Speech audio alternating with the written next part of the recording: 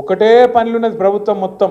కమిషన్లు కమిషన్లు కమిషన్లు, 20% కమిషన్లు, 30% కమిషన్లు. మొన్న ఒక మంత్రి గారు చెప్పిన మీరు విన్నారు, కొండా సురేఖమ్మ పుణ్యం కట్టుకున్నది. ఆఖరికి ఒక్క మాట మాత్రం నిజం చెప్పింది.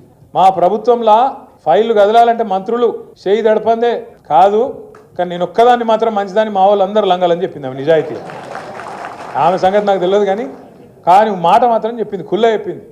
మంత్రులు పైసలు తీసుకుంటారు, ఫైళ్లు కదలాలంటే నిజాయితీగా చెప్పింది. ఇంకో తమ్ముడు ఉన్నాడు ఎమ్మెల్యే మహబూబ్ నగర్, ఆయన ఖుల్లా చెప్పిండు, కాంగ్రెస్ ఎమ్మెల్యే 30% కమిషన్ తీసుకుంటాను మా మంత్రులని.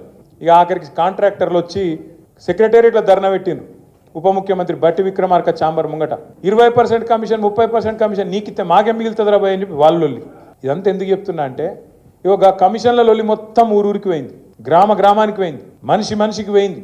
వీళ్ళంతా కుంభకోణాలు ఎంత దోపిడీ చేస్తున్నారో ఈ 16-17 నెలలనే బిల్డర్లను, కాంట్రాక్టర్లను, ఆఖరికి చిన్న నాయకులను ఎవ్వని వదలకుండా తాట తీస్తున్నారు, కమిషన్లు తింటున్నారు అనే మాట తెలిసినాక మరి పబ్లిక్ మైండ్ డైవర్ట్ చేయాలి కదా. అందుకే ముఖ్యమంత్రి ఏం చేసిండు, కేసీఆర్ గారికి కమిషన్ నోటీసులు, ఏది కాళేశ్వరం కమిషన్ నోటీసులని నిన్నో కథ. ఇక అది రాగానే మిగతాన్ని మరుగున పడతాయి. కేసీఆర్ అంటే మొన్న ఎట్లుంటుందో వరంగల్లో చూసిరు కదా, మీరు చూసిరు, వచ్చిరు అందరూ. కేసీఆర్ కదిలితే మొత్తం మళ్ళీ తెలంగాణ సమాజం అంతా అక్కడికి వచ్చి వరంగల్కి వచ్చి చరిత్రలో చూడని ఒక అద్భుతమైన మీటింగ్ అద్భుతంగా విజయవంతం చేసినందుకు నిర్మల్ జిల్లా నాయకులకు, నిర్మల్ తాలూకా నాయకులకు కూడా మనస్ఫూర్తిగా ధన్యవాదాలు చెప్తున్నాను.